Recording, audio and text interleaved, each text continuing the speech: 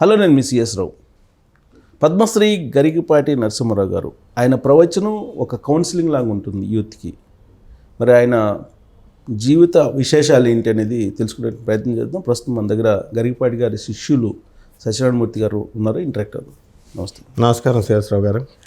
Sir, కొంతమంది పెద్దవాళ్ళు లేదంటే సమాజానికి ఒక ఐకాన్గా ఉండేటువంటి వాళ్ళ జీవితాలను తెలుసుకోవాలనేటువంటి ఆసక్తి చాలామందికి ఉంటుంది. గరికపాటి గారి గురించి మీకు శిష్యులు కాబట్టి ఎక్కువ తెలిసి ఉంటుంది. ఆయన పర్సనాలిటీ గురించి చెప్పాలంటే ఏం చెప్తారు? గరికపాటి గారి శిష్యులు అంటే మొత్తం ప్రపంచంలో 3/4 భూమి ఎలాగుందో, 3/4 వాటర్ ఎలా ఉంటుందో, 1/4 ఎర్త్ మాస్ ఎలా ఉంటుందో భూమి, ఆ విధంగా 3/4 ఆయన శిష్యులే. అందులో నేను ఒక చిన్న రేణువుని, అంతే. మీకు గర్వపడుతున్నారా శిష్యునిగా? తప్పకుండా గర్వపడతాం. ఎందుకంటే విద్యాబుద్ధులు నేర్పించినటువంటి గురువులు వాళ్ళు. ప్రత్యక్షంగా అయినా పరోక్షంగా అయినా మనందరం కూడా, ప్రపంచం అంతా కూడా గర్వపడాలి. తెలుగు వాళ్ళని కాదు.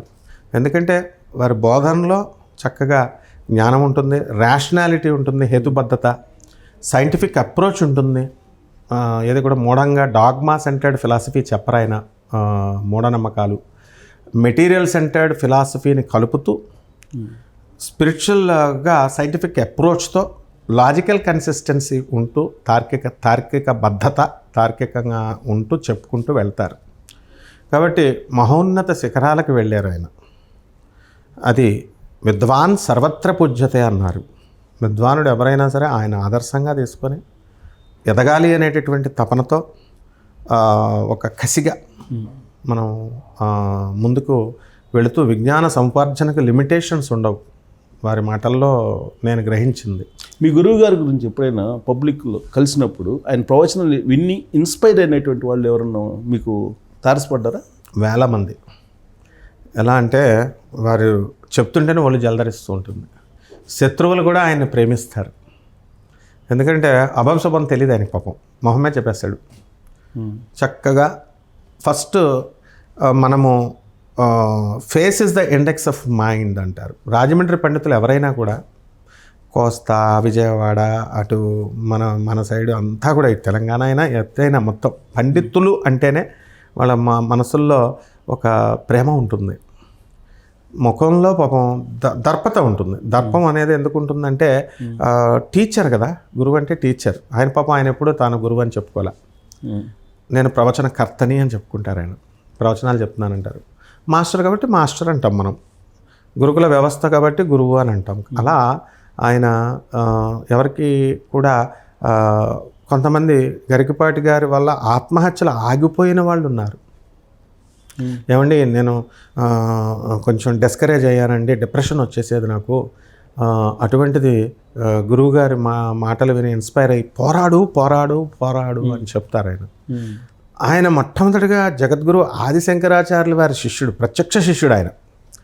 అంటే ఆయన ఇప్పుడు భారతీ తీర్థస్వాముల వారు శృంగేరికి వెళ్తారు, వాళ్ళు వస్తే ఈయన్ని ఆహ్వానిస్తారు. ఇప్పటి నుంచి కాదు, నా చిన్నతనం నుంచి కూడా భారతీ తీర్థస్వాముల వారు వచ్చినప్పుడు బేతవోలు రామబ్రహ్మం గారు, ఈయన, తర్వాత రేమళ్ళ సూర్యప్రకాశ్ శాస్త్రి గారు, మధుర కృష్ణమూర్తి శాస్త్రి గారు, మా గురువు గారు, ఇంకో గురుగారు పురాణ పండిత రాధాకృష్ణమూర్తి గారు, ఇలా పండితులందరినీ పిలవడం భారతీ తీర్థస్వామి వారికి అలవాటు.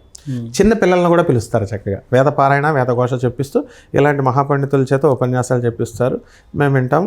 మా మామిడాన్న శేషగిరిరావు గారిని వాళ్ళ దంపతులు ఆ శంకర మఠాన్ని నిర్వహించేవారు. ఆ విధంగా వారు ఎంతోమందిని ఇన్స్పైర్ చేస్తారు. ఉద్యోగాలు లేని వాళ్ళకి ట్రై చేయండి అంటారు. నాకు అత్యంత బాధాకరమైనటువంటి విషయం ఏమనిపించిందంటే, ఒక వీడియోలో ఉద్యోగం లేక ఈయన సూసైడ్ చేసుకోవాలనుకున్నారు అనేది. అవును, ఆయన 100 మందిని ఆయన ఉద్యోగాలకు చేసుకోండిరా, పోరాడండి, కష్టపడండి, వస్తుంది అని ఎంకరేజ్ చేసేటటువంటి ఆయన అంత ఆత్మహత్య చేసుకోవడం అనేది అబద్ధం న్యూస్. అది కాదు. ఒక వీడియోలో నేను కూడా చూశాను. దాంట్లో నేను నైరాశ్యం చెందాను, లైఫ్ ఏముంది అనే స్టేజ్కి వెళ్ళిపోయానని కూడా చెప్పారు ఆయన. అంటే ఈ బిజినెస్లు ఉంటాయి కదండి, బిజినెస్ల్లో గరికపాటి కాలేజెస్ అని ఇలాగ పెట్టారని ఇంకా మిగతా స్టూడెంట్స్ చెప్తారు. నాకైతే ఆయన కాలేజెస్ కాలేజీ పెట్టారని తెలుసు, కానీ ఏ కాలేజీ ఏంటన్నది నాకు తెలియదు. ఎందుకంటే తర్వాత కాకినాడలో పెట్టుకున్నారు ఆయన. మేమంతా రాజమండ్రి వాళ్ళం కాబట్టి బ్యాచ్.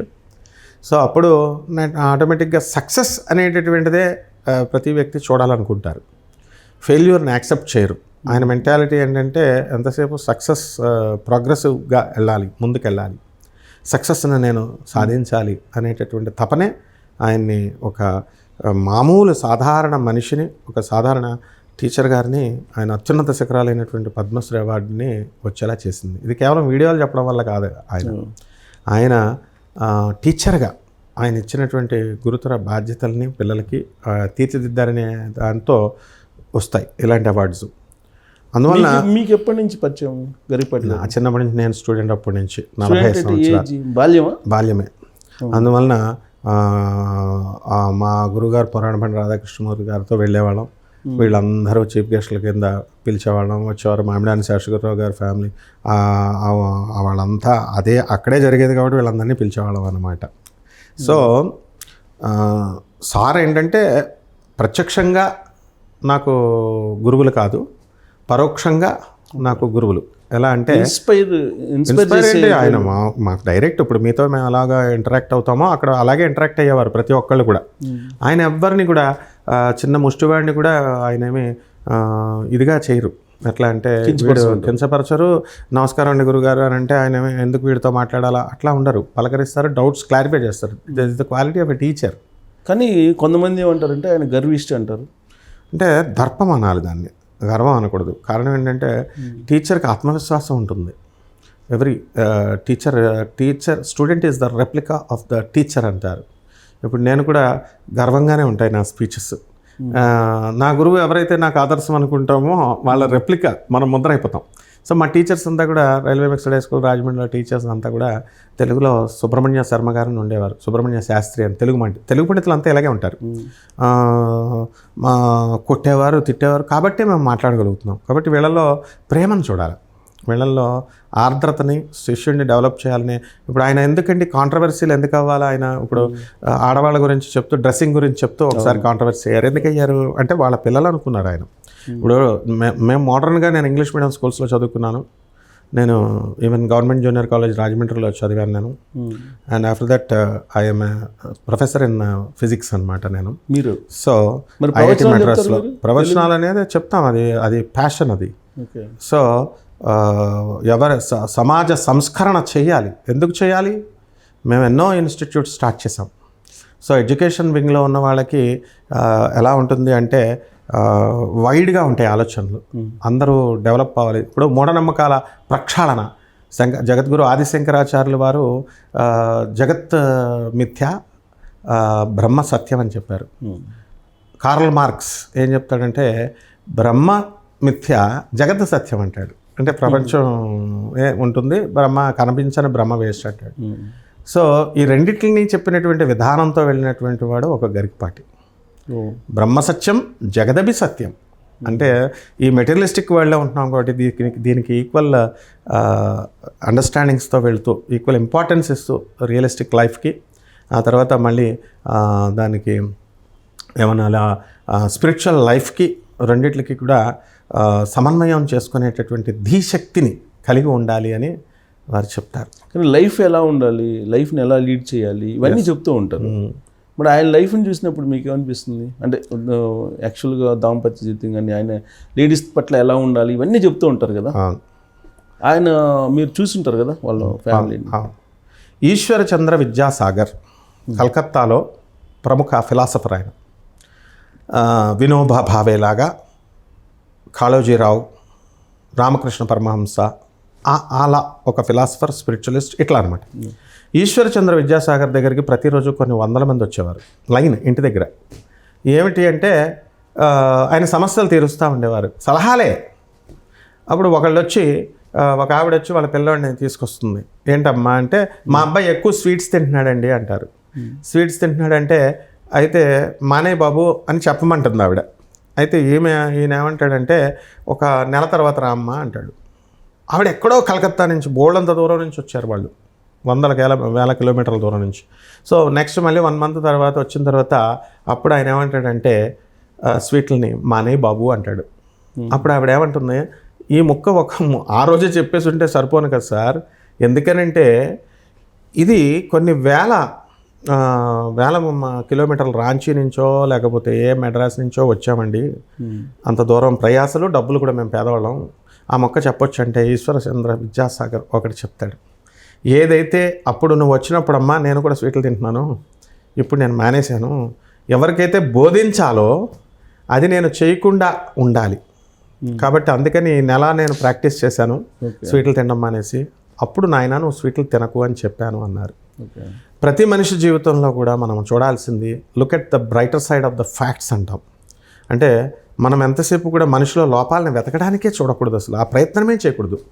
చక్కగా ఓన్లీ బ్రైటర్ సైడ్, ఆయనలో ఉన్న కళ, ఎవరిలోనా ఆయన వాళ్ళల్లో ఉన్న మంచితనం, స్నేహం, ఆ తర్వాత కారుణ్యం, దయ, ఇలాంటి పాజిటివ్ క్వాలిటీసే చూడాలి. నెగిటివ్ క్వాలిటీస్ చూస్తే స్వామి వివేకానంద చెప్పాడు ప్రతి మనిషిలో కూడా లోపం ఉంటుంది, ప్రపంచమే నెగిటివ్ కనపడుతుంది, నెగిటివ్ కనబడుతుంది. చెప్తాను అది కూడా.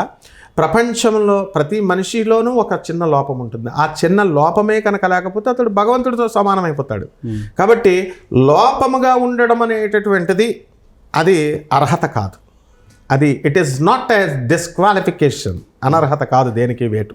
ప్రతి మనిషిలోనూ అపరిపక్వత, పరిణత లేకపోవడము, ఇలాంటివన్నీ కూడా ఎలిజిబుల్, దీస్ ఆర్ ఎలిజిబుల్. నేనేం చెప్తున్నానంటే ప్రతి మనిషిలో లోపాలని వెతుకుతూ సమాజం ఆ లోపాన్ని చూపించే దిశగా వెళ్ళకూడదు. అలాంటప్పుడు అందరూ కూడా కల్పిట్సే. శ్రీకృష్ణ పరమాత్మ మనకి దుర్యోధనుడిని పిలిచి ఒక్క మంచివాడిని తీసుకురా నాయన అని చెప్తాడు. అంతా కూడా దొంగలే సార్, ఎవ్వరు కూడా ఒక్కడు కూడా మంచివాడు లేడు అంటాడు.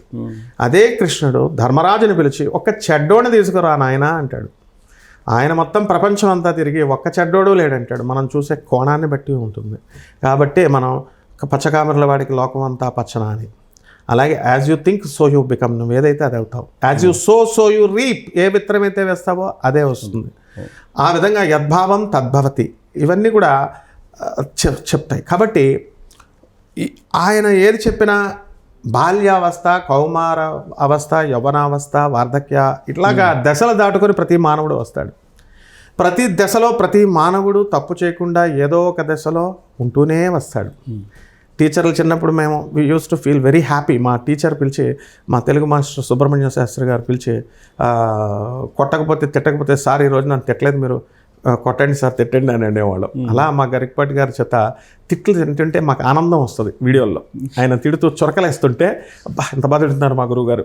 Use to enjoy. వ్యంగ్యం కూడా ఎక్కువ, దాంట్లో కూడా వ్యంగ్యం ఉంటుందేమో. వ్యంగ్యం, హాస్యం, కంటెంట్. వెటకారం అంటే గోదావరి జిల్లాలకు వెటకారం మాకు జన్మ హక్కు. అలాగే పరిణతి, ఇతరులని డెవలప్ చేయాలనేటటువంటి సహృద్భావత, తర్వాత యూనివర్సల్ బ్రదర్హుడ్, సో సెక్యులర్ భావాలు, వీటిలన్నిటితో ఈ రోజున అందరూ కూడా చెప్పుకుంటున్నారు మేము లైఫ్ కోచెస్ అని. ద బెస్ట్ లైఫ్ కోచ్ ఆయన. ఇంకా అందువలన మనం ఏది చేసినా కూడా ఆయన స్త్రీల పట్ల చాలా గౌరవంగా ఉంటారు. నాకు తెలిసినంతవరకు, నాకు తెలియనంతవరకు నేను ఐ కాంట్ టచ్ ఇట్, కానీ నాకు తెలిసినంతవరకు ప్రతి ఒక్కళ్ళని అమ్మానే సంబోధిస్తారు. చాలా గౌరవప్రదంగా, చాలా ఇదిగా, అందరికీ కూడా వ్యంగ్యంగా స్కేల్ పెట్టి బెల్ట్ పెట్టి కొడేసి ఉపన్యాసాల్లో అమ్మా మీరందరూ ఏమనుకోకండి, మహిళలు నన్ను క్షమించండి అంటారు. అదే అంటారు. అందువలనంటే క్షమాపణ అనేటటువంటిది విజ్ఞులకు మాత్రమే అడగగలుగుతారు. కాబట్టి వాళ్ళ వృద్ధి చెందాలి అని తప్పించారు, అందరూ కావాలన్నారు. మరి ఇలాంటిగా మన వల్ల ఇప్పుడు మనం నడుస్తూ ఉంటామండి, కొన్ని చీమలు మన కాళ్ళ కింద తెలియకుండా తొక్కుపడిపోతాయి. అది కర్మఫలితం. వాటికి ఈయనకేమి ఆయన మీద ఎనిమిటీ లేదు, వాటికి ఈయన మీద ఏమీ ఇది లేదు, అది బ్రహ్మరాత. అట్లా కొన్ని విషయాల్లో పరోక్షంగా కానీ ప్రత్యక్షంగా కానీ ఎవరికైనా మన వల్ల కాదు, ఆయన వల్ల కాదు, ఎవరి వల్లన్నా తిట్టడం వల్ల కానీ, మన చర్యల వల్ల కానీ, వీటి వల్ల ఎవరికైనా ఇబ్బంది కలిగినా, నష్టం కలిగినా, we should only look at the brighter side. అది యాదృచ్ఛికంగా జరిగింది, కాకతాళీయంగా జరిగింది అని మనం యాక్సిడెంటల్గా జరిగింది అనుకోవాలి తప్ప, వాలంటీర్గా హృదయంగా. ఇప్పుడు ఏ మానవుడు, ఆయననే కాదు, ఏ మానవుడిని తీసుకోండి మీరు, ఎవరు కూడా తన శత్రువునే పక్కన పెట్టినా కూడా తన శత్రువుకు కూడా హాని చేయాలని ఏ మానవుడు అనుకోడు. అదే మానవత్వం అంటే. ఎందుకంటే మానవుడికి డెఫినేషనే అది. 50% దేవతా లక్షణాలు, 50% రాక్షస లక్షణాలు. దేవజాతికి రాక్షస జాతికి మధ్య జన్మని మనం మానవ జన్మ అంటాం. ప్లస్ మైనస్ రెండు ఈక్వల్ ఉంటాయి. అయితే దాన్ని మనం ఏం చేసుకోవాలంటే ఈ యొక్క ప్లస్ని పెంచుకోవాలి. మనిషిగా ఎదగాలి. అధమం పాలు అవ్వకూడదు. తప్పులు చేయొచ్చు, ప్రతి మానవుడు తప్పులు చేయొచ్చు. తప్పులు చేయని మానవుడు లేడు. అందుకనే కరెక్షనల్ డిపార్ట్మెంట్ మన గవర్నమెంట్ కూడా జైళ్ళు గీళ్ళు ఇవన్నీ ఎందుకు పెట్టారు? కరెక్షనల్ డిపార్ట్మెంట్స్ అంటాం, జైల్స్ అనకూడదు వాటిని. So director general Rajiv Trivedi garu నా గురువు. ఆయన మా రాజమండ్రిలో ఏసీపీగా చేశారు. ఆయన చక్కగా డైరెక్టర్ జనరల్గా ఆయన వెళ్ళినప్పుడు కరెక్షనల్ చిన్న చైల్డ్ జస్టిస్ చిన్న పిల్లలకి వాటికి ఆయన డీజీపీగా అక్కడికి వెళ్ళినప్పుడు మేము చూసేవాళ్ళం సార్తో మాట్లాడినప్పుడు. సో ఆ విధంగా ప్రతి ఒక్కళ్ళకి కూడా కరెక్షన్కి ఛాన్స్ ఇస్తాడు కృష్ణుడు. సో కరెక్షన్కి నేను వెళ్ళను అనుకునేటటువంటి వాళ్ళని కృష్ణుడే తీసేస్తాడు. వ్యక్తులు చేయాల్సిన అవసరం లేదు. భీష్ముడికి పిలిచి చెప్పాడు, నాయనా నీకు నువ్వు ధర్మం పార్టీకి వచ్చేసాయి, నువ్వు ఇచ్ఛామరణం కలిగిన వాడివి, ధర్మాత్ముడివి, ఎవరికేం పనిగట్టుకొని హాని చేయాల. కానీ భీష్ముడు ఎందుకు తీసేశాడు? నా కుటుంబం, నా కౌరవులు, నా వంశం వాళ్ళు, నా హస్తినాపురం మీద జియో సెంటిమెంట్ ఉంది, దానికి స్థానబలం. నేను ఆ జియో సెంటిమెంట్ ఉంది కాబట్టి ఆ ప్రాంత హస్తినాపురం మీదకి ఎవరైనా వస్తే నేను వెళ్ళిపోతా అని అన్నాడు. అందుకని ఏ కర్రకి నిప్పుంటే అది కాలిపోద్ది, కాబట్టి ఎవరి మీద ద్వేషం పెట్టుకోకూడదు. అందుకని భీష్ముడు అన్ఫిట్, నీలో పరివర్తన రావడం లేదు కాబట్టి నేను తీసేస్తున్నాను అన్నాడు కృష్ణుడు. అడుగుతాడు. అలాగే ద్రోణాచార్యుడికి ఈయనకు ఒక అవలక్షణం, కొడుకంటే విపరీతమైన ప్రేమ, దేని మీద మోహం ఇది ఉండకూడదు కాబట్టి, మోహం ఉంది కాబట్టి నీకు పుత్రవాసం వ్యామోహం ఉండాలి, భార్య పిల్లల మీద వ్యామోహం ఉండాలి, లిమిటేషన్స్ ఉండాలి, అది ఎక్కువైపోయింది కాబట్టి నేను తీసేస్తున్నాను అన్నాడు. కర్ణుడు, నువ్వు రారా నాయన, నువ్వు పాండవులు రాని జన్మరహస్యం అని చెప్పి ధర్మం వైపు ఉండంటే నేను ఉండనన్నారు వాళ్ళంతా. దుర్యోధన లార్డ్ కృష్ణ అందరికీ ఈక్వల్ ఛాన్సెస్ ఇచ్చాడు, ఇటు పాండవులకి అటు వాళ్ళకి. పాండవులు ఏం చేశారంటే చక్కగా మేము ధర్మం కోసమే ఉంటామని కృష్ణుడు ఆఫర్ ఇచ్చినప్పుడు కాదు, కృష్ణుడు ఆఫర్ ఇవ్వక ముందు 1000 సంవత్సరాలు 2000 సంవత్సరాల క్రితమే అర్జునుడు మహర్షిగా ఆయన ధర్మ సంస్థాపన చేయాలి అనేటటువంటి కోరికతో తపస్సు చేశాడు. మనందరం అయితే భార్యలు కావాలా, బిడ్డలు కావాలా, సంతాన బిల్డింగ్లు కావాలా అనేది. అర్జునుడికి ఏం పని? నరనారాయణులు వాళ్ళిద్దరూ. వాళ్ళు ఎందుకు అంటే మనం చేయబోయేటటువంటి ఫ్యూచర్ యాక్షన్స్కి ఇప్పటి నుంచే మనం కర్మలు ఉండాలి, ఆ విధంగా ప్లాన్ చేసుకోవాలి. అది ఆ ఫలితం అనేటటువంటిది కర్మ చేయడం అందే నీకు అధికారం ఉంది, కానీ ఫలితం అందు నీకు లేదు. కర్మణ్యేవాధికారస్తే అన్నాడు. కాబట్టి మనం ఏ కర్మన్నా చేయొచ్చట, మంచి అయినా చేయనా, స్వేచ్ఛ ఇచ్చాడు మాకు భగవంతుడి సంతానం మనం. కానీ ఇక్కడ అదే ఏదైనా చేయొచ్చు అన్నారు, ఫలితం ఆయన ఇస్తాడు. చెడ్డ కర్మలు చేస్తే చెడ్డ ఫలితం ఆటోమేటిక్ ఇచ్చేస్తారు. గరికపాటి గారు ఏం చెప్తారంటే, మీరు 50 సంవత్సరాల వరకు ఏదైనా చేయండి, మీ మనసుకి ఏదో చేసేసేయండి అని అంటారు. ఏంటి ఆ లాజిక్? పండితుల అర్థాలు గూఢార్థాలుగా నర్మగర్భంగా ఉంటాయి. ఎలాగంటే ఇప్పుడు 50 సంవత్సరాల వరకు ఏదైనా చేసేయమంటే మర్డర్ చేసే, నీకు మర్డర్ చేయాలనిపిస్తే మర్డర్ చేసే అని అలా తీసుకోకూడదు అర్థం. ఎన్ని తిరగండి మీరు, ఏదైనా చేయండి అంటే ఎలా అంటే నీ బాధ్యతలు నువ్వు నిర్వర్తిస్తూ రేషనల్గా ఉండమంటారు, హేతుబద్ధంగా.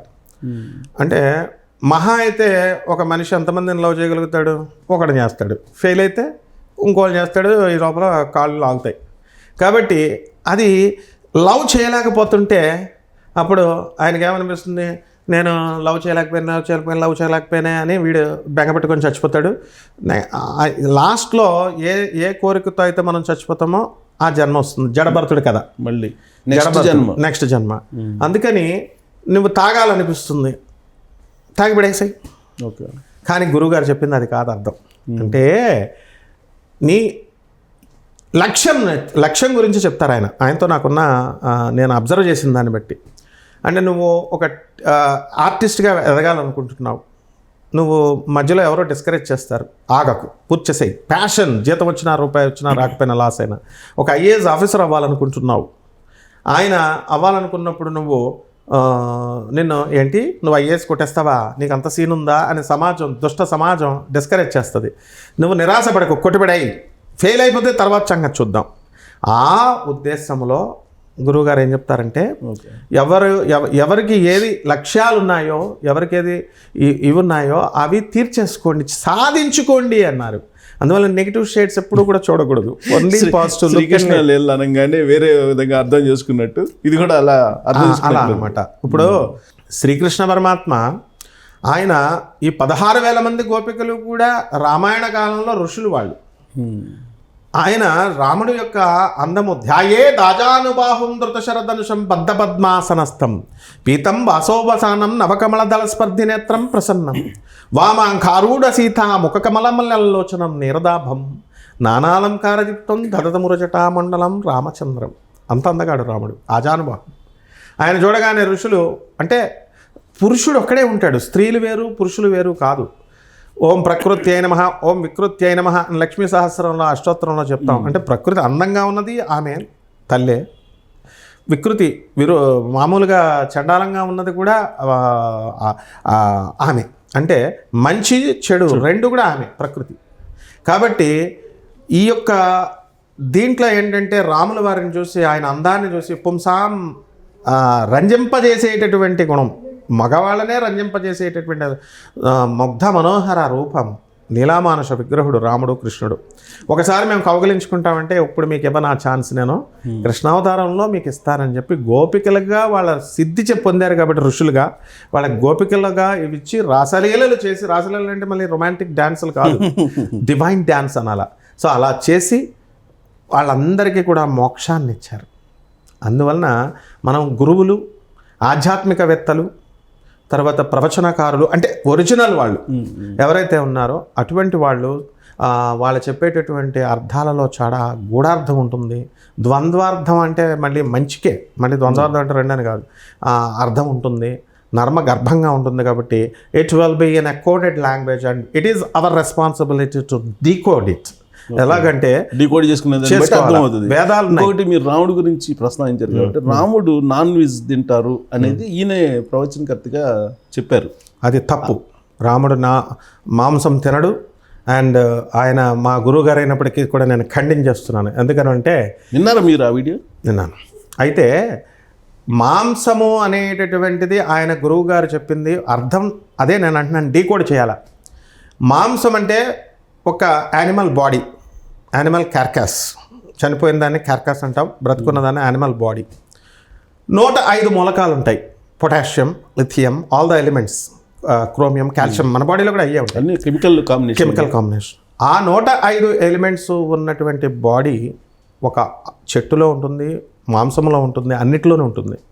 కాబట్టి ఏది తిన్నా తప్పు లేదు అని 105 ఎలిమెంట్సే తినేది మనము. ప్రత్యేకించి మానవ భాషలో ఉన్న ఈ యొక్క ఈ మటను, చికెను అని కాదు, అట్లా చూడకండి. మనము తినేది ధాతువుల్ని, 105 మినరల్స్ని, 105 మూలకాలని. మనకు 64 ప్రవృత్తులు ఉంటాయి, 64 ప్రొపెన్సిటీస్ ఉంటాయి అన్న భావనలో వారు చెప్పారు ఆ వీడియోలో. అంటే ఇంత లోతుగా వెళ్ళాలి, అంతేగాని అందరూ కోసుకొని మటన్ తినేయండి అని కాదు. అంటే ఆయన చెప్పింది ఏంటంటే క్షత్రియుడు యొక్క ధర్మం మాంసం తింటాను, వేటాడటం అని చెప్పి. రాముడు క్షత్రియుడు కాదు, ఆయన చెప్పింది అదే గురువుగారు చెప్పారు. క్షత్రియుడు అంటే క్షాత్రధర్మం, అందరినీ రక్షించేవాడు కాబట్టి క్షాత్రధర్మం. కానీ క్షత్రియుడు అంటే మనము ఇప్పుడున్నటువంటి రాజుల కులము, లేకపోతే కృష్ణుడు యాదవులంటే యాదవుల కులము అట్లా చూడకూడదు. దేవుడికి కులాలు ఉండవు.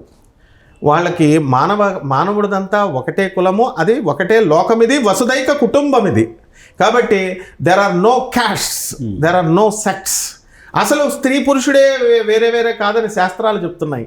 గురుగారు చెప్పిందే చెప్తున్నా. ఎలా అంటే స్త్రీ పురుషుడు ఇద్దరు కూడా ప్రకృతిలో భాగము. కేవలం ఒక జెనిటల్ ఆర్గన్ తేడా తప్ప, హార్మోన్స్లో భేదం తప్ప, ప్రకృతి ఆమె, వికృతి అది. అందుకనే మనము ఆంజనేయ స్వామి మంత్రాల్లో చెప్పినప్పుడు మనము ఓం నమో భగవతే విచిత్రవీర హనుమతే ప్రళయకాలాన ప్రజ్వలనాయ ప్రతాప వజ్రదేహాయ అంజనీ గర్భ సంభూతాయ ప్రకట విక్రమ వీర దైత్యదానవ యక్షరక్షోగ్రబంధనాయ భూతగ్రబంధనాయ ప్రేతగ్రబంధనాయ ప్రసాచగ్రబంధనాయ అని ఇలాగా చెప్పుకుంటూ వెళ్ళి ఆకర్షయ అని ఉంటుంది. ఏమిటి గురుగారు స్త్రీలందరినీ ఆకర్షించమంటారు ఏంటి అని నేను మా గురుగారు పురాణ భట్టు రాధాకృష్ణమూర్తి గారిని అడిగితే, పిచ్చోడా స్త్రీడం అంటే స్త్రీలు కాదురా నాయన, మన అందరము స్త్రీలమే, మగాడు ఆడది, పురుషుడు ఒక్కడే, రాముడు ఒక్కడే, కృష్ణుడు ఒక్కడే. ఇలాగా వాళ్ళు మన గురువులు చెప్పేటటువంటి వీటిల్లో డీకోడ్ చేసుకొని మంచి భావనతోనే తీసుకోవాలి. నెగిటివ్తో తీసుకుంటే లోకమంతా నెగిటివే కింద కనబడుతుంది.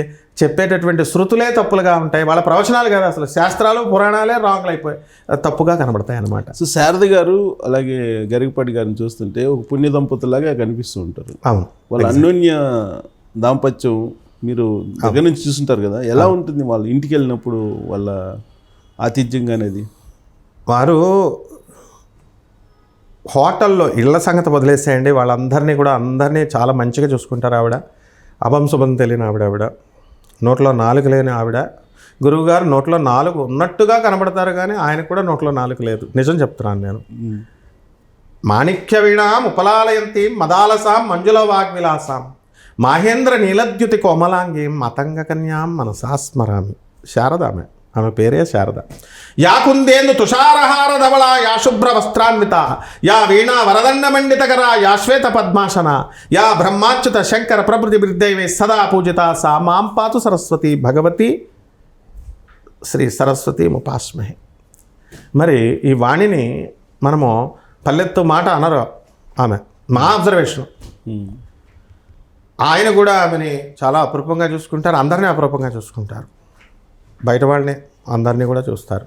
ఈ మధ్యకాలం నేను ఒకటి వీడియో చూశాను, బర్త్డే సందర్భంగా, శారద గారి బర్త్డే సందర్భంగా గిఫ్ట్ ఏదో ఇవ్వాలనుకుంటుంటే ఒక అవలేలుగా ఒక 30 పద్యాలు ఆవిడ గురించి చెప్పారని అంటారు. అవును, అవలేలా 30 ఏంటండి, ఆయన ద్విసహస్రావధాని.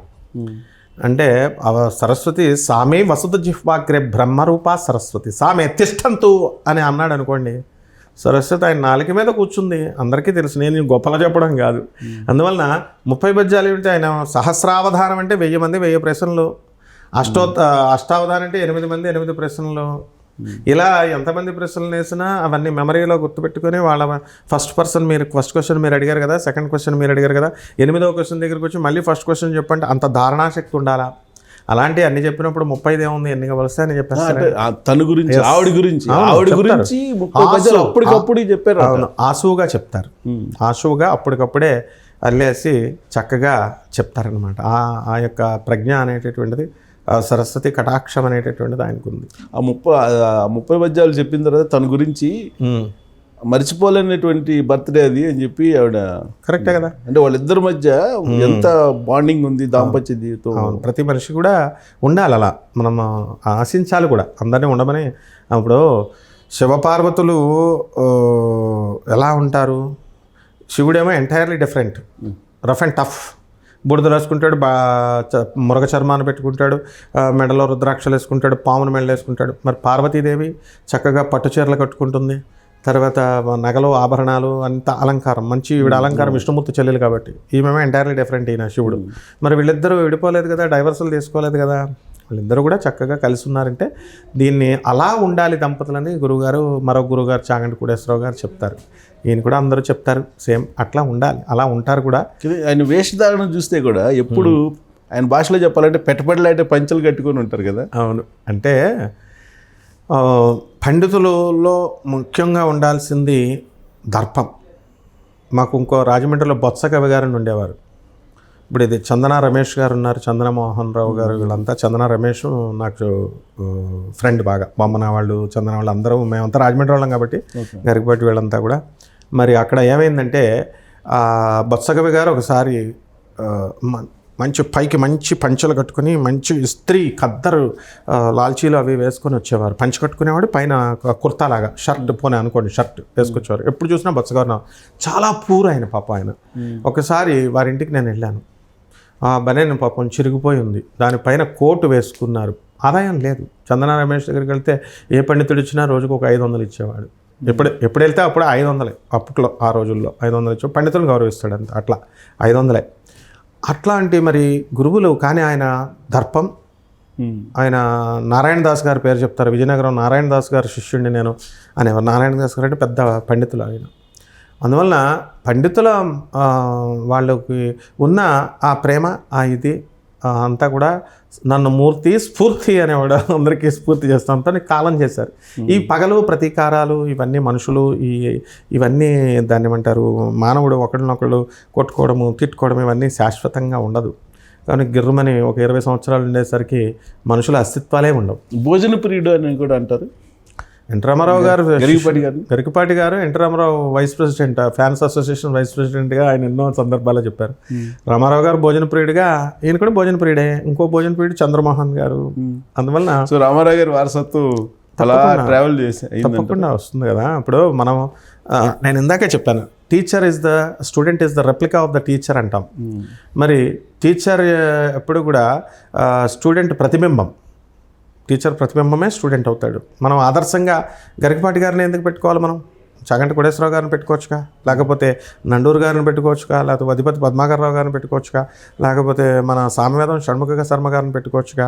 ఒక్కొక్కరికి ఒక్కొక్క టేస్ట్ ఉంటుంది. ఇప్పుడు గోంగూర పచ్చడి ఎందుకు తినాలా? తోటకూర పచ్చడి తినొచ్చు కదా, బీరకాయ పచ్చడి తినొచ్చు కదా. ఒక్కొక్కరికి ఒక టేస్ట్ ఉంటుంది. అండ్ రెండవది ఏంటంటే, మనకి గురువుని సెలెక్ట్ చేసుకునేటటువంటి అవకాశం మనకి దేవుడు ఇవ్వలేదు. భగవంతుడే గురువుగా తానే గురు రూపంలో వస్తాడు. ఇది పూర్వజన్మ లింక్ ఉంటుంది, బాండేజ్ ఉంటుంది. అందువలన మన ఫ్రీక్వెన్సీ, గురువు యొక్క ఫ్రీక్వెన్సీ రెండు వేవ్ లెంత్లు మ్యాచ్ అయితేనే అతను మన గురువుగా ఇష్టపడతాం. ఆ మ్యాచింగ్ లేకపోతే మనము ఆయన ఇష్టపడం, ఆయన ఉపన్యాసాలు ఇష్టపడం.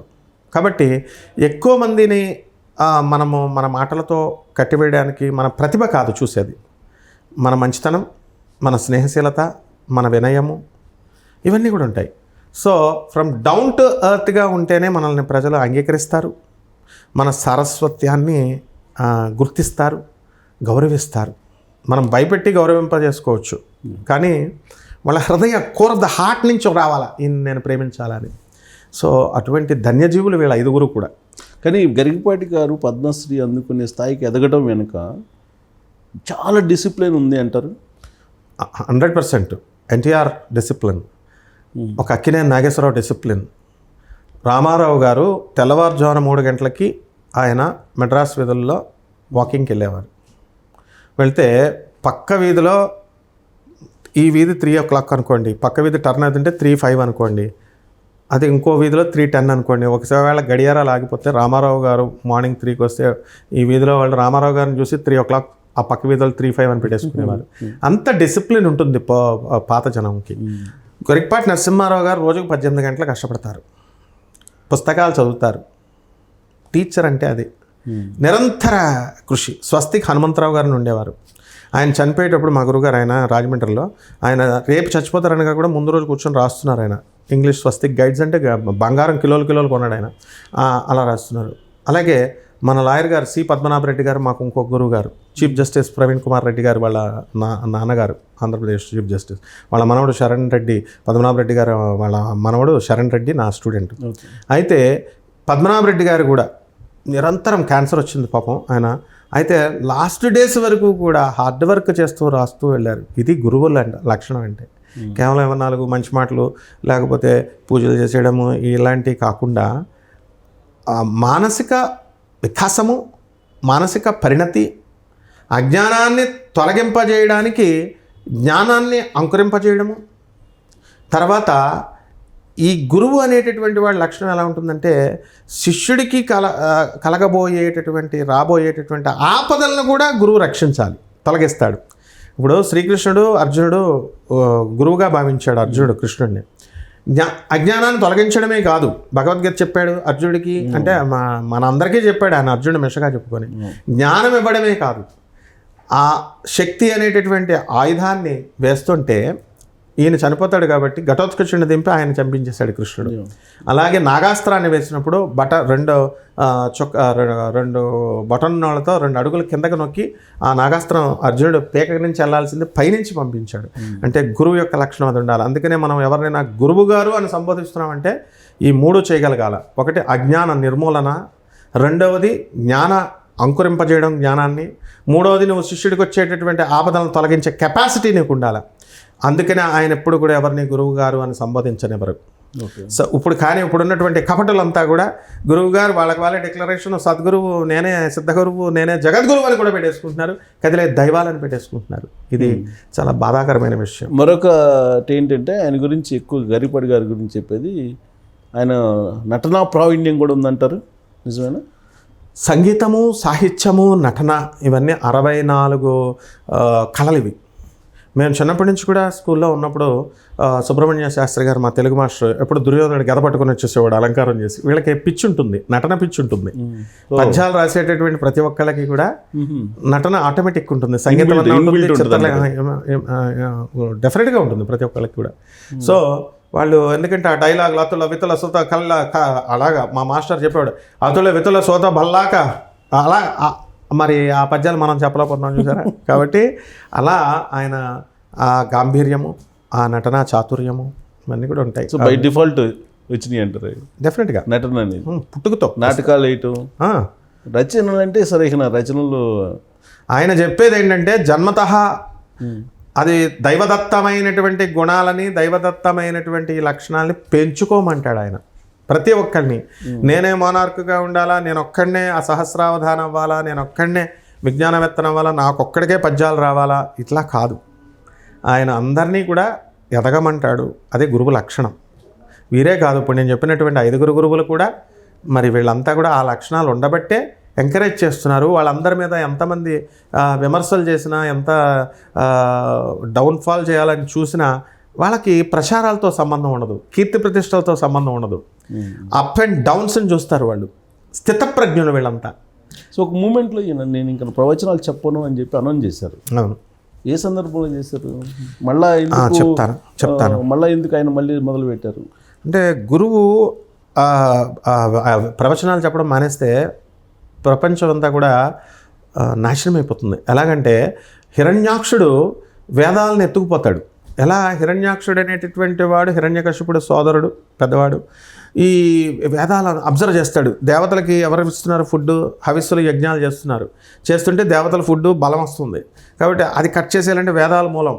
వేదాల నుంచి కట్ చేస్తే వీళ్ళు హోమాలు చేయరు, దేవతలకు శక్తి రాదు, మనం అవలేలగా జయించవచ్చు అన్న ఉద్దేశంతో వీళ్ళు ఏం చేశారంటే, దేవతలు హిరణ్యాక్షుడు వేదాలను ఎత్తుపోయాడు. అప్పుడు శ్రీ మహావిష్ణుడు డ్యూటీ అది, వచ్చి రక్షిస్తాడు.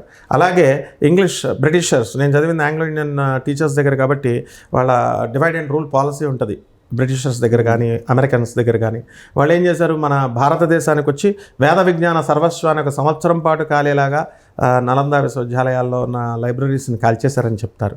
కాబట్టి ఇక్కడ ఎలా ఉంటుందంటే, ఈ యొక్క వేదాలని, శాస్త్రాలని, వీటిని మనకు అందకుండా కనుక మనకు చేసేస్తే ఎలాగైతే అజ్ఞానం అనేటటువంటిది పెరిగిపోతుందో ఇక ప్రపంచం చీకట్లోకి వెళ్ళిపోతుంది. ఆయన ఉపన్యాసం చెప్పినప్పుడు ఆయన ఎందుకు బాధపడ్డారంటే, ఆయన మనసు సున్నితంగా, ఎవరైనా అంతేనండి, కవిలో హృదయాలు సున్నితంగా ఉంటాయి. నటులు, కవులు, పండితులు వీళ్ళు. ఆయన మామూలుగా విశ్వబ్రాహ్మణుల గురించి చెప్తూ ఒక సామెతగా చెప్పారు.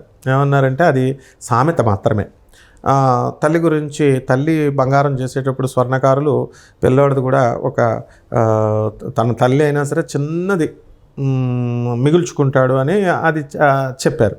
చెప్తే అది అసలు చెప్పకూడదు. మరి ఇప్పుడు ఎప్పుడు కూడా ఒక ప్రవచనం అనేటటువంటిది ఎలా ఉండాలంటే, ఒక మతం మీద కానీ ఒక కులం మీద కానీ చెప్పకూడదు.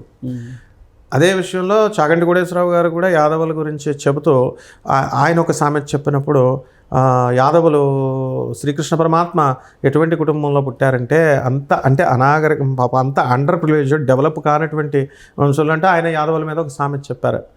అది వాళ్ళు ఇద్దరికి కూడా ఆ కులస్తుల్లో ఈయనకి ఎగెనెస్ట్గా ఉండేటటువంటి వాళ్ళకి ఆ ఆపర్చునిటీగా దొరుకుతుంది కదా, దొరికి ఉద్యమాల కింద చేసి ఆయన ఫోటోలు కాల్చి ఇలాగే ఏదేదో చేశారు ఉద్యమాల కింద, ప్రయోజనం లేనటువంటివి. వారింటికి వెళ్ళి వాళ్ళ పాపం ఏమీ దాడి చేయలేదు, వాళ్ళు మామూలుగా అడిగారు. అప్పుడు మా గురువుగారికి, ఇప్పుడు గురువులు ఎవరైనా అంతే బేషరజుగా వాళ్ళు క్షమాపణ చెప్తారు. అది వాళ్ళ డిగ్నిటీ తగ్గుతుందని ఎప్పుడు అనుకోరు, అంత మంచి మనసు వాళ్ళది. కాబట్టి వాళ్ళు అడక్కముందే ఈయన క్షమాపణ చెప్పారు. కళ్ళంట నీళ్ళు పెట్టుకొని, మీరంటే నాకు ప్రేమనైనా, మరి నేను కావాలని చెప్పలేదు, నోరు జారాను అని చెప్పి. ఇప్పుడు నోరు జారడం అనేది ఒక లక్షణం అండి, అది ఒక్కొక్కరికి ఒక్కొక్కటి ఉంటుంది. కొంతమంది ఇన్హరెంట్గా గుప్తంగా ఉంటారు, కొంతమంది పైకి చెప్తారు. సో ఆ విధంగా క్షమాపణ చెప్పిన తర్వాత అప్పుడు కళ్ళంట నీళ్లు పెట్టుకొని, సరస్వతి కాటుక కంట నీరు అని చెప్పేసి పోతనామాచ్యుడు రాస్తాడు. ఏంట్రా నన్ను రాజుకి అమ్మేస్తావా, రామచంద్రుడికి అంకితం ఇవ్వని సరస్వతీదేవే ఏడుస్తూ మరి కల్లోకి వస్తే అప్పుడు పోతనామాచ్యుడు, అమ్మ నేను ఇవ్వను, నేను పోతనకే రామభద్రుడికే ఇస్తాను అని చెప్పేసి ఎలాగైతే అనుకున్నారో అప్పుడు వీరి మనసు బాధ కలిగి ఇంక నేను చెప్పడం మానేస్తాను అనుకున్నారు. అప్పుడు మనం సరస్వతి తల్లి ఊరుకోదు కదా, ఎవరైనా ప్రజలు, శిష్యులు వీళ్ళంతా ఊరుకోరు కదా, చెప్పాలి అని వాళ్ళు రిక్వెస్ట్ చేస్తూ ఉంటారు. అంతా ఆయన మనసుకే అనిపిస్తుంది. ఓం సర్వచైతన్య రూపాం తామాధ్యాం విద్యాం చదిమిహి బుద్ధిం యోన ప్రచోదయాత్. వారి మనసుని, బుద్ధిని ప్రేరేపించాలి. ఎవరైనా సరే గుర్రాన్ని నీళ్లు తాగమని చెరువు ఒడ్డు వరకు తీసుకెళ్తాం, కానీ లోపల తాగించగలుగుతామా? తాగించలేము కదా. కాబట్టి ఆ విధంగా వారు మళ్ళీ చెప్పాలి, నా బిడ్డలు అజ్ఞానంలో ఉన్నారు అని చెప్పి వారి యొక్క ఐశ్వర్యం కోసమో కీర్తి ప్రతిష్టల కోసమో కాదు. కానీ అందరూ ఏమంటారంటే ఆయన ఎక్కడో తెలుగు పండితుగా పనిచేసుకునే ఆయన ఇప్పుడు 100 కోట్ల రూపాయలు సంపాదించారు అంటారు కదా. మరి చెప్తాను, 100 కోట్లు కాదు. నాకు ఒక వీడియో చూశాను నేను. ఆ వీడియోలో తెలుగు పండితుడు నరసింహారావు అని అనగానే నేను ఇంటర్వ్యూస్ చెప్పడానికి కారణం చెప్తున్నాను మీకు అందరికి వచ్చి. గరికెపాటి నరసింహారావు గారు మీరు ఎంత బాగా సంబోధించారు, పద్మశ్రీ ద్విసహస్రావధాని అని. ఈ పిలుపులతో మా చెవులంతా కూడా ఎంతో ఆనందంగా, ఏ పండితుడినైనా అలాగే పిలవాలనుకుంటాం మేము, అదే అలాగే ఎదగాలని అనుకుంటాం. అంత ఆనందంగా చూశాను నేను. ఒక అప్రాచ్యుడు ఆయన ప్రతిష్టను దిగజార్చడానికి తెలుగు మాస్టర్, తెలుగు పండితుడు నరసింహారావు అనగానే ఇంకా నాకు రక్తం ఉడిగిపోయింది. తెలుగు మాస్టర్లు అంటే వాళ్ళే పండితులండి. ఇప్పుడు మనము స్పోర్ట్స్ టీచర్ని, డ్రిల్ మాస్టర్ని తక్కువగా చూస్తాం స్కూల్లో, కానీ ఎందుకంటే సైన్స్ వాళ్ళకి ఎక్కువ ఇంపార్టెన్స్ ఇస్తాం, లాంగ్వేజెస్ వాళ్ళకి తక్కువ, ఇంకా తక్కువ డ్రాయింగ్ టీచర్లు డ్రిల్ మాస్టర్లకి ఏం పని ఉండదులే వీళ్ళకి అన్నట్టుగా చేస్తారు. కానీ నిజాన్ని చెప్పాలంటే డ్రిల్ మాస్టర్ స్పోర్ట్స్లో ఒక కాంపిటీషన్కి అవతల స్కూల్ మీదకి వెళ్ళేటప్పుడు ఏమంటాడు తెలుసా అండి, అరే మీరు ఏమైనా సరే ఆ కప్పట్టుకొచ్చేయాలరా మనకి తెచ్చేయాలి మీరు అని ఇన్స్పైర్ చేస్తాడు. అంటే డ్రిల్ మాస్టర్ కష్టపడినంత ఎవరు కష్టపడరు. తర్వాత లాంగ్వేజ్ టీచర్స్ దగ్గరికి వచ్చినప్పుడు వాళ్ళు మానవ జీవితం అంటే ఎంతసేపు పాఠాలు, స్వామి వివేకానంద చెప్తాడు, children are not vessels to be filled in, they are lights to be lit on అంటాడు. వాళ్ళేం విజ్ఞానం పోసేయడానికి ఇలా కొండలు కొద్ది విజ్ఞానం పోసేస్తే కాదు, వాళ్ళలో ఉన్న స్పార్క్ని వెలిగించాలి. అది వెలిగించగలిగేవాడు. అది అందువలన ఎంతసేపు సైన్స్ టీచర్స్ ఏం చేస్తారు, చదవరా, ఎంసెట్ పోటీ రావాలా, జేఈ నీట్ రావాలా, కమాన్ చదువు అంటారు. మరి వీడికి మనోవికాసాన్ని ఎవరు చేస్తారు? పద్యాలతో, సాహిత్యంతో, సంగీతంతో. ఆర్ట్స్ టీచర్లు, తెలుగు మాస్టర్లు చెప్తారు, హిందీ మాస్టర్లు, సంస్కృత మాస్టర్లు. కాబట్టి మా జీవితానికి నాకంటే డైరెక్ట్గా కాకపోయినా వివిధ విద్యార్థులకి, వేలాది మంది విద్యార్థులకి ప్రతి మాస్టర్లు కూడా వాళ్ళకి ఇది చేసినప్పుడు వాళ్ళకి అంత ఆనందాన్ని ఇచ్చి మనసును వికసింపజేసి విద్యను నేర్పించినటువంటి టీచర్ని, ఒక తెలుగు టీచర్ నరసింహారావు అనగానే నాలో రక్తం పొంగింది. అతను నరసింహారావు కాదురా, అతను గరికపాటి నరసింహారావు గారు. ఆయన హరిహర హిరణ్యాత్మక స్వరూపుడు. ఆయన దత్తాత్రేయుడు అవతారం. ఆయన జ్ఞాన సంపన్నుడు ఎవడైనా, టీచర్ ఎవడైనా దత్తాత్రేయుడు అవతారమే. జ్ఞానం బోధించేవాడు ఒక హయగ్రీవుడు అవతారం, ఒక దక్షిణామూర్తి అవతారం. బ్రహ్మ విష్ణు మహేశ్వరులు ముగ్గురు కలిస్తేనే ఆ విద్య బోధించి, ప్రబోధించి, విద్యను బోధించే ఇది వస్తుంది. అంటే విష్ణుమూర్తి తప్పు చేయలేదా అంటే, కపటోపాయంతో మోహిని అవతారం ఎత్తి రాక్షసులకు పోసేయలేదా, రాక్షసుల్ని అంతం చేయలేదా, దేవతలకు పోయలేదా? విష్ణుమూర్తి తప్పు చేస్తాడు. వృత్రాసురుడు అనేటటువంటి రాక్షసుడిని చంపడానికి ఆ సముద్రపు అలల మధ్యలో ఆ యొక్క నొరగలో వజ్రాసనాన్ని, ఇంద్రుడి యొక్క వజ్రాసనాన్ని తయారు చేయించి దాని నుంచి కట్ చేయిస్తాడు. గురువు గారికి ఉన్నటువంటి ప్రాధాన్యత అది. కానీ ఇప్పుడు నరసింహరావు గారి మీద ఉండేటువంటి ఆరోపణ ఏంటి, 100 కోట్లు సంపాదించేశారు అని అంటారు. అది తప్పు. ఎందుకనంటే ఒక 100 కోట్ల రూపాయలు అంటే ఎలా ఉందండి. ఇప్పుడు నాగార్జున గారు ఎన్ఎన్ కన్వెన్షన్ పగలగొట్టినప్పుడు 100 కోట్లు అంటారు. 100 కోట్లు అనేది కామన్ అయిపోయింది. ఆ కాలంలో మనకి 100 అంటే 100 రూపాయలు 100 కోట్లలా చెప్పేస్తున్నారు వీళ్ళు. ఒక ప్రవచనం కనుక చెబితే, నేను చెప్తున్నాను నా అనుభవం బట్టి, ఒక 10, 15, 25 వేల రూపాయల కంటే దాటరు ఎవరు. అంత బ్రాడ్ మైండ్ ఉండదండి. ఇప్పుడు అనాథ పిల్లలు ఉన్నారు, సాధువులు ఉన్నారు, వీళ్ళంతా ఉన్నప్పుడు మరి అమ్మండ్రా నాయన, వాళ్ళకి డొనేషన్ ఇవ్వండిరా నాయన అంటే 100 రూపాయలు కూడా తీరండి. అదే వాళ్ళ విలాసాల కోసం, వాళ్ళ పిల్లల కోసం, వాళ్ళని తిట్టేటటువంటి వాళ్ళ కోసం వాళ్ళని జైల్లో పడేస్తే అప్పటికప్పుడు డబ్బులు లేవంటాడు. వాడు బెయిల్కి డబ్బులు వచ్చేస్తే, లాయర్కి 1,00,000 రూపాయలు వచ్చేస్తాయి, డబ్బులు లేవంటాడు. కానీ 10 రూపాయలు అనాథ పిల్లలకి తీరు, సాధువులకు తీరు. కానీ అలాగే గరికపాటి గారు కనీసం 3 లక్షలు లేనిది ఎల్లరు ప్రవచనం చెప్పడానికి అంటారు. అది తప్పు. ఎందువల్లంటే వాళ్ళకి అంతంత లక్షలు ఇచ్చేటటువంటిది ఉండదు. నాకు తెలిసినంత మేరకు నేను చెప్తున్నా. అంత బ్రాడ్ మైండ్ లేదు ప్రజల్లో. కాబట్టి డబ్బు యొక్క విలువను మాత్రం చెప్తారు ఆయన. డబ్బుని ఆయనే కాదు, మనకి చాలామంది ఉన్నారు, పేరు పేరున మనం చెప్పాలి. బాగా కసిగా డబ్బులు సంపాదించండి, కసిగా ఎదగండి, డబ్బుల విలువను తెలుసుకోండి అని ఇలా రకరకాలుగా అందరూ చెప్తారు. మనం మంచిగా నేర్చుకోవాలి. కాబట్టి ఆయన ఇప్పుడు అలా అనుకుంటే ఒక శిష్యురాలు నాతో అంది, ఏమండి గరికపాటి నరసింహారావు గారు 100 కోట్లు అంటే ఆమె అన్నయ్య అన్నాడంట, ఏది ఒక అపార్ట్మెంట్లో ఉంటే ఇటేపు గోడలు పడిపోయినాయి, అటేపు గోడలు పడిపోయినాయి, పైకి పెంకుంది, లోనంతా ఏం లేదు, అంతా మాయ అన్నాడు. ఈ అపార్ట్మెంట్లో ఖాళీ ఒక అపార్ట్మెంట్లో తలుపులు లేని అపార్ట్మెంట్లో ఉన్న ఆయనకు 100 కోట్లు అని చెప్తున్నారు ఏంటి వీళ్ళంతా అని అడిగారంట. అద్వైతం చెప్పినట్టున్నారు. అంతే, ఆయన వీడియో ఉంది అలా చెప్పేది. అందుకని 100 కోట్లు అనేది అటువంటిది అబద్ధం. ఏ పండితుడు, ఇందాక నేను చెప్పానుగా బొత్సకవి గారు ఇలాగ షర్ట్ వేసుకుంటే బనీన్లో బొక్క ఉందని, కన్నం ఉందని, అట్లా మామూలుగా ఆయన స్థాయికి తగ్గట్టుగా హుందాగా సంపాదించుకుంటారు. కానీ ఆయన ఏ ప్రవచనకర్త ఫేస్ చేయనటువంటి సమస్యలు ఆయన ఫేస్ చేస్తున్నారు, వివాదాలు. చిరంజీవి గారి విషయంలో కానీ, మహిళల విషయంలో కానీ, ఎగ్జాక్ట్లీ లేదు వీళ్ళ స్వర్ణకారుల విషయంలో కానీ. కరెక్ట్. ఎందుకని అలా ఒకసారి కాదు కదా, వెంటనే దానికి వివాదాలు వస్తాయి. అక్కడే ఉందో ఆయన మహనీయుడని అన్నది అర్థం చేసుకోవాలా, లౌక్యం లేనివాడు అని తెలుసుకోవాలా, అమాయకుడు అని తెలుసుకోవాలా. ఇప్పుడు అప్రియం న బ్రూయాత్ శుభం బ్రూయాత్, అప్రియం న బ్రూయాత్ అని శాస్త్రం చెప్తుంది. శుభమే పలుకు ఎప్పుడు చూసినా, ఇతరులకు ఇష్టం లేనిది చెప్పకు, అప్రియమైనది చెప్పకన్నారు.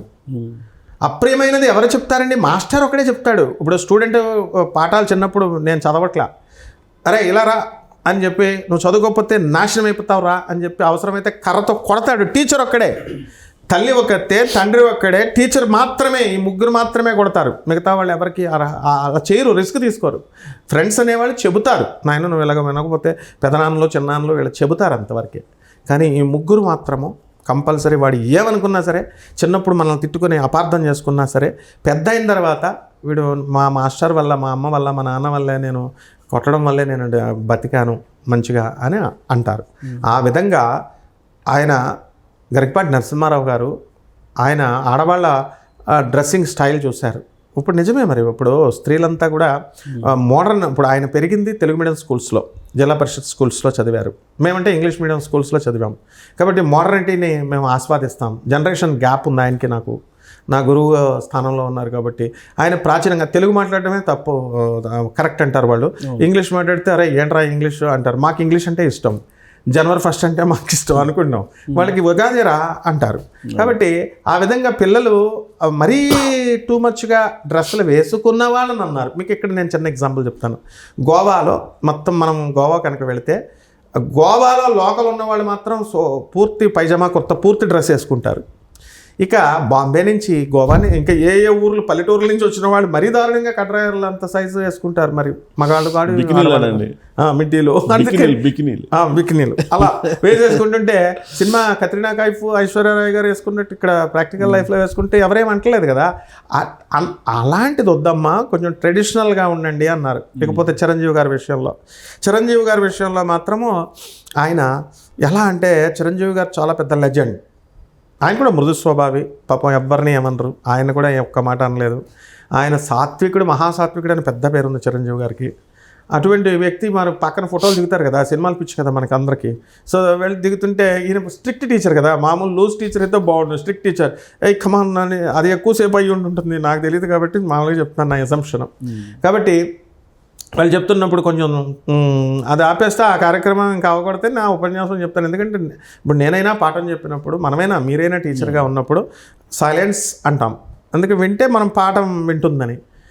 అలా కాకుండా ఎవరి ధోరణిలో వాళ్ళు మాట్లాడేసుకోండి, నా పాఠం నేను చెప్పేసుకుంటాను అని అనుకున్నప్పుడు ఆ స్టూడెంట్కి రాదు కదా. అంటే అక్కడ ఆయన ఆలోచనలో ఏముందంటే, పరిపూర్ణంగా ఫలితాన్ని తన స్టూడెంట్స్, విశ్వమే ఆయన స్టూడెంట్స్ కాబట్టి వీళ్ళంతా కూడా ఆయన చెప్పే ప్రవచనాలని ఆస్వాదించి డెవలప్ అవ్వాలి, 100% ప్రాఫిట్ రావాలి అన్న సదుద్దేశంతో ఆయన చేసింది. సమాజం ఒప్పుకోదు కదా. సినిమాల మీద కూడా ఆయన కామెంట్ చేస్తుంటారు. ఇప్పుడు ఆయన కొన్ని ఏదో రైటర్గా ఉన్నట్టున్నారు సినిమాలకు కూడా, కొన్ని సినిమాలకి. బట్ స్మగ్లర్ ఏంటి, హీరో ఏంటి అని చెప్పి అనడం అనేది అట్లా హర్ట్ చేసేది కదా అవతల రైటర్ని.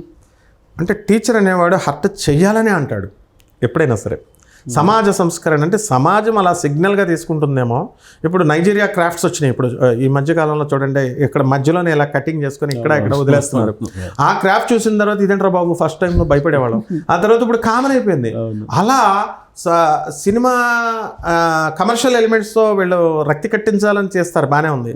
కానీ శ్రేష్ఠుడైనటువంటి వాడు ఏదైతే చేస్తారో మామూలు వాళ్ళు అదే చేస్తారని శాస్త్రం చెప్తుంది. కాబట్టి రాజమౌళి గారు వాళ్ళు పెద్ద పెద్ద సినిమా వాళ్ళంతా కూడా అలాంటి స్థాయిలో ఉన్న వాళ్ళు, వాళ్ళ హీరో అల్లు అర్జున్ కమాన్ మంచి స్మగ్లర్గా పెట్టారు. అబ్బా ఈ హీరో ఆ స్టైల్ ఎలాగైతే ఇప్పుడు అల్లు అర్జున్ హెయిర్ స్టైల్ని కాపీ కొడతారో, సిగరెట్ రజనీకాంత్ సిగరెట్ తాగే స్టైల్ని అలాగైతే కాపీ కొడతారో, ఈ ప్రమాదం కూడా ఉంది కదా. ఏమో సినిమాల వాళ్ళు చూసి స్మగ్లర్గా ఉండి ఇలాగా చేస్తే బాగుంటుంది అని పాడవుతారేమో అన్న సదుద్దేశంతో తప్ప ఎట్టి పరిస్థితుల్లో కూడా ఆయన ఎవరి మీద ద్వేషం లేని వ్యక్తి. ఆయనకే కాదు, ఏ గురువుకి కూడా ఉండదన్నమాట. ఆధ్యాత్మిక గురువుకి కానీ టీచర్ కానీ జనరల్గా అంటే ఆధ్యాత్మికవేత్తలు కానీ ప్రవచనకర్తలు కానీ రాజకీయాల జోలికి పెద్దగా వెళ్ళరు, టచ్ చేయరు. కానీ గరికపాటి గారు మోడీకి మీరు సపోర్ట్ చేయండి, మోడీ హిందూ ధర్మం సపోర్ట్ చేస్తారు, ఇలా ఓపెన్గా చెప్పేస్తారు. అది కరెక్ట్ అంటారా? అది కరెక్ట్ కాదు. మల్టీ డైమెన్షనల్ పర్సనాలిటీగా ఉండాలా ప్రతి వ్యక్తి. అంటే అన్ని రంగాలలోనూ నైపుణ్యాన్ని నేర్పాలా, ఆల్రౌండ్ డెవలప్మెంట్ నేర్పుతారు. టీచర్స్ ఏం చేస్తారంటే కేవలం పాఠమే నేర్పితే, రేపు నీ జీవితంలో ఒక సమస్య వస్తే, ఒక సాఫ్ట్వేర్ ఇంజనీర్ అయ్యావు, నీకు ఒక సమస్య వచ్చింది, ఎవరో ఒక ఆడవాళ్ళు వచ్చి నీ మీద నింద వేస్తారు. అది పోరాడాల, నువ్వు పోరాడి దాన్ని నిరూపణ చేసుకొని సక్సెస్ చేసుకొని మళ్ళీ నీ జీవితాన్ని ముందుకు తీసుకెళ్ళాలి. అలా కాకుండా బాబా ఇలా అనేసరికి సూసైడ్ చేసేసుకుంటే ప్రతి మానవుడు కూడా ఇక మిగలరని ఆ టీచర్స్ అందరూ కూడా ఏం చేస్తారంటే ఆల్రౌండ్ డెవలప్మెంట్ నేర్పుతారు. స్పోర్ట్స్ అని, ధైర్యం అని, తప్పును ప్రశ్నించే ఆ శక్తిని, తర్వాత ఇలా రకరకాలుగా. మరి అలాంటిది పాటించేది, రాజకీయాల జోలికి వెళ్లకుండా ఉండేది కేవలం ఒకటి శృంగేరి మఠం. భారతీతీర్థ స్వాముల వారు పొలిటికల్ ఇంటర్వ్యూస్ని కానీ పొలిటికల్ దాన్ని ఎంటర్టైన్ చేయరు. మరి అటువంటి భారతీతీర్థ స్వామి వారి శృంగేరి మఠంతో బాగా అటాచ్డ్ మా గురువుగారు గరికపాటి నరసింహారావు గారు. అయినప్పటికీ క్లోజ్గా చూసినా సరే అది ఆయన వ్యక్తిత్వానికి వీళ్ళ వ్యక్తిత్వానికి తేడా ఉంది. శంకరాచార్య సాంప్రదాయం వస్తుంది. అదే సాంప్రదాయం మనకి కంచికామకోటలో ఉంది. వేరే స్వాములు ఉన్నారు, వాళ్ళు రాజకీయాల గురించి మాట్లాడతారు. సో వాళ్ళు మాట్లాడినప్పుడు మనకి ఒక్కొక్కసారి ప్లస్ అవుతుంది, ఒక్కొక్కసారి మైనస్ అవుతుంది. కాబట్టి రాజకీయ రంగాలలో అంటే ఆయనలో ఉన్న గ్రహ సంపుటిని బట్టి ఒక జ్యోతిషం కూడా నేను చెప్తూ ఉంటాను. కాబట్టి మరి ఆ రవి కాంబినేషను, ఆ రాహు కాంబినేషన్ వల్ల రాజకీయాల్లో గుల అంటారు చూసారా, అది వేలు పెట్టాలని, నేను చేయాలని ఆ యొక్క ప్యాషన్ అనండి, లేకపోతే ఆ సరదా అనండి. ఒకడు సంగీతం రాస్తాడు, ఒకడేమో రాజకీయాల్లోకి వెళ్తాడు. అలా వారు వెళ్ళి అవివాదాస్పదం అవుతున్నారు. దీన్నే బుధుడు 2వ ఇంట్లో ఉంటే కనుక, వాక్స్థానంలో బుధుడు ఉంటే తొందరపాటు మాటలు మాట్లాడి మళ్ళీ మనం తిట్టించుకోవడం అంటారు. గ్రహానుగ్రహం అంటారు. గ్రహానుగ్రహం. అందుకని వారు పాపం నా శనీశ్వరుడి విషయంలో కూడా వారు ఏమని చెప్తారు, శని ఇక్కడ కార్యక్రమాలు చేస్తే, ఆకాశంలో దానాలు చేస్తే శని మారుతుందా అంటారు. అది మంచి ఉద్దేశంతో చెప్పారు. నేను ఒక వీడియోలో చెప్పాను, నాయనలారా మారతాయిరా బాబు, అక్కడ శని ఆయన చెయ్యొద్దని అనడం లేదు, వ్యాపార ధోరణితో చేసేటటువంటి వాళ్ళకు వద్దు అన్నారు. నెక్స్ట్ కంటిన్యూషన్ చెప్పారు. అది ఆ వీడియో పూర్తిగా చూడకుండా షార్ట్లో పెట్టిన చిన్నదాన్ని చూసి శనీశ్వరుని ఇలా అనేసి ఆయన అనేది ఏంటంటే అరకొర నాలెడ్జ్ తోటి మూఢనమ్మకాలను పెంచుతున్నారు అని ఆయన అనేది. అవును, కరెక్ట్, ఎగ్జాక్ట్లీ. ఆయన సంపూర్ణత నేర్చుకోమంటారు. ఇప్పుడు యాక్చువల్గా ఆయన నాస్తికుల నుంచి భక్తిలోకి వచ్చారంటారు. అవును, వారి ఇంటర్వ్యూస్లోనూ వారి పరిచయస్తులు సన్నిహితుల ఇంటర్వ్యూస్లో మనం గమనించినట్లయితే నాస్తికత్వం అనేటటువంటిది నుంచి సమస్యలు పరిష్కారాల వల్ల ప్రాబ్లమ్స్ నుంచి అస్తిత్వానికి తీసుకొస్తాయి. అయితే ఈ 5 గురువులు కూడా ఎట్లా అంటే ఒక స్టేజ్ బై స్టేజ్ చెప్తారు. ఎలా అంటే ముందు ఆకారం, ఒక విగ్రహం పట్టుకోండి, ఆయన రాముడో లేదా అమ్మవారో కాళ్ళు ఉంటాయి, చేతులు ఉంటాయి, ఇట్లా చేయండి. నెక్స్ట్ రామకృష్ణ పరమహంస జీవితంలో జరిగిందే నేను చెప్తున్నా. తర్వాత ఏం చేస్తారంటే మెడిటేషన్, ఒక జ్యోతి రూపంలో, నిరాకార రూపంలో చూడు నాయన. తర్వాత తంత్ర రూపంలో, అంటే మేకల కట్టింగు కోళ్ళ కట్టింగులు కాదు, తంత్ర రూపం అంటే లోపలే మన తాంత్రిక శక్తులు, భైరవీ మాత వచ్చి రామకృష్ణ పరమహంసని యాక్టివేట్ చేస్తుంది, తంత్ర సాధన చేస్తుంది. అంటే అన్ని రకాల సాధనలు చేయించి పరిపూర్ణత రావడం కోసం ఈ గురువులందరూ కూడా ఏం చెప్తారంటే అన్ని విద్యల్ని స్లోగా నేర్పిస్తారు. అందుకని మీకు ఈయన ఏం చేస్తున్నారంటే ఆ స్టేజెస్ దాటిపోయింది ఆయన. ఇప్పుడు ఒక చిన్నగా, ఇప్పుడు ఆయనకి ఎంతండి వయసు, ఇప్పుడు 60 సంవత్సరాలకు వచ్చారనుకోండి ఉదాహరణకి, చాగంటి గారి కంటే 2 సంవత్సరాలు, ఒక 6 నెలలు పెద్ద అంటున్నారు కదా. మరి అప్పుడు ఆయన ఏమంటారంటే ఫస్ట్ స్టెప్ నుంచి దాటిచ్చేసి 3rd స్టెప్కి తీసుకెళ్తున్నారు ఆయన. ఏమని, మీరు విగ్రహారాధన చేయొద్దు అన్నారనుకోండి ఫర్ ఎగ్జాంపుల్, థర్డ్ స్టెప్లో మీకు చక్కగా నిరాకార రూపంలో చేయండి. ఈ దానాలు ఇవన్నీ అవసరం లేదు. నెక్స్ట్ మీరు ఆధ్యాత్మికంగా మైండ్ని ఇంప్రూవ్ చేయండి, మానసిక పూజ చేయండి, యద్భావం తద్భవతి, పేద సేవ చేయండి, అనాథల సేవ చేయండి, ఋషుల సన్యాసుల సేవ చేయండి. అండ్ స్వామి వివేకానందుడు కూడా అదే చెప్పాడు, service to humanity is real service to God. అందువలన ఈ యొక్క మానవత సేవే మాధవ సేవ అన్నారు. కాబట్టి అలా డెవలప్మెంటే ఆ లెవెల్ ఆఫ్ సైకాలజీ అర్థం కాక, ఆ సైకో లెవెల్ అర్థం కాక, ఇది ఇంటలెక్చువల్స్కి మాత్రమే అర్థమవుతుంది. మామూలు వాళ్ళకి అర్థం కాక ఏం చేస్తారంటే ఏదో నాస్తికుడేమో అనుకుంటారు. కాబట్టి నిజంగా చెప్పాలంటే నాస్తికుడు కూడా ఆస్తికుడే. ఎందుకంటే నా అస్థి ఏ వస్తువు అయితే లేదని చెప్తున్నామో, ఏ దేవుడైతే లేడని చెప్తున్నామో, ఉందని ఆస్తికత్వం చెప్తున్నాం. దేని గురించి చెప్తున్నాం? ఒక వస్తువు, అది దేవుడు. అది లేదు అంటున్నాం అంటే ఆ వస్తువు గురించే చెప్తున్నాం. కాబట్టి అది నాస్తికత్వంలో కూడా ఆస్తికత్వంలో ఒక భాగం అన్నమాట. ఫైనల్గా ఇప్పుడు గ్రహస్థితి బాగలేదేమో అనిపిస్తుంది సోషల్ మీడియాని చూస్తుంటే. గరికపాటి నాగేశ్వరరావు గారి గురించి కొన్ని వస్తున్నాయి. మరి ఆయన ప్రవచనాలు కంటిన్యూ చేస్తారా, లేదంటే ఇప్పుడు ఉన్న అది జస్ట్ టీ కప్లో తుఫాన్ అనుకుంటున్నారా? అట్లాంటివి ఏముండవండి. ఇప్పుడు గురువు మోగపోస్తే సమాజం మోగపోతుంది. గురువు నోరు నుంచి ప్రవచనాలు రాకపోతే సమాజానికి లాస్, జ్ఞానానికి లాస్. మనం వేడుకోవాలి వారిని, గురువుల్ని. మనం ఎట్లా అంటే, అయ్యా మాకు రాజనీతి చెప్పండి. ఒక రాజనీతిజ్ఞుడు చనిపోతుంటే వెళ్ళి నేర్చుకో రాజనీతి అని అంటే అది ఫిక్షన్ స్టోరీ కింద చెప్పారు, రాముడు రావణుడు లక్ష్మణుడు అని. అలా చెప్పకూడదు. మనం ఎవరో ఒక రాజనీతిజ్ఞుడు చచ్చిపోతుంటే వెళ్ళి సేవ చేయని ఒక తండ్రి, మంచి తండ్రి కొడుకుని పంపితే ఆయన అవతల బాగుంటాడు. నేను వచ్చి ఏమన్నాడు ఆయన అంటే, అవతల బాగున్నాడు అంటే, ఏమడిగావురా నువ్వు అంటే, నువ్వు ఎలాగో చచ్చిపోతున్నావు కదా, నీ దగ్గర ఏదో రాజనీతి ఉందంట కదా, అది చెప్పు కొంచెం అన్నాను అంటే, అవతల బాగుంటాడంటే, అరే గురువుని అలా అంటావా, అట్లాగా సేవలు చేయాలరా, సేవలు చేసి వాళ్ళ మనస్సును ప్రసన్నం చేసుకొని అడగాలి అంటే, అప్పుడు అలాగ అడిగితే అప్పుడు రాజనీతి చెప్తే ఆయన ఏమన్నారు తెలుసా, నువ్వు ఏదైతే ఇతరులకు చేయకూడదు, నీకు ఇతరులు ఏదైతే చేయకూడదని అనుకుంటావో అది నువ్వు ఇతరులకు చెయ్యకు అని అంటారు. ఆయన అడగగానే వీడికి ఏం అర్థం కాదు. కొడుక్కి తండ్రికి ఇలా చెప్పగానే అలా అన్నాడు ఆ మహానుభావుడు అని చేతులతో దండం పెడతారు. కాబట్టి అంటే మనం ఇతరులు మనల్ని మోసం చేయాలని అనుకోంగా, అట్లాంటప్పుడు మనం ఇతరులకు మోసం చేయకూడదు. అది రాజనీతి. ఆ విధంగా ప్రపంచం అంతా కూడా జ్ఞానం ఇంకా పెరగాలి అలాంటి వాళ్ళు. సో ఇప్పుడున్న సిచ్యువేషన్ మీకు కూడా తెలుసు కదా, సోషల్ మీడియాలో చూస్తూ ఉన్నారు. ఈ స్టేజ్లో కూడా కంటిన్యూ అవుతారా? డెఫినెట్గా కంటిన్యూ కావాలని కోరుకుందాం. అది గురువు గారు ఆయన ప్రవచనాలు ఒక కౌన్సిలింగ్ లాగా ఉంటే యువతని ఒక కొత్త మార్గంలో తీసుకెళ్తున్నారు. మూఢనమ్మకాల వైపు నుంచి బయటపడేస్తున్నారు.